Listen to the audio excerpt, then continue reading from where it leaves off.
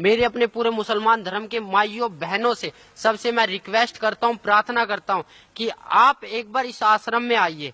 सतगुरु रामपाल जी महाराज बरवाड़ा में जो आए हुए हैं, ये अल्लाह ताला के मुनाइंदे हैं, यानी कि अल्लाह ताला के द्वारा भेजे हुए एक फरिश्ते हैं जो हम सोए हुए आत्माओं को जगाने के लिए आए हैं। हमें उसी जन्नत में वापस जाना जहां से हम अल्लाह ताला से बिछड़कर यहाँ आए हैं।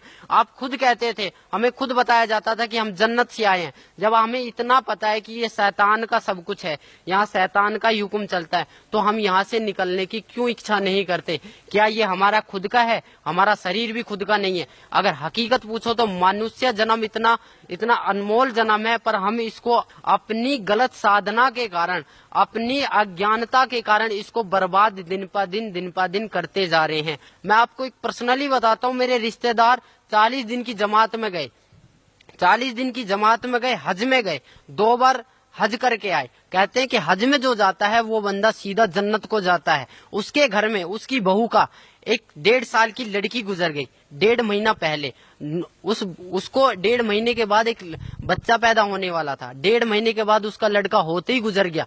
तो इससे बड़ी आफत और क्या आ सकती है उस बंदे के लिए जो बंदा जमात में गया है?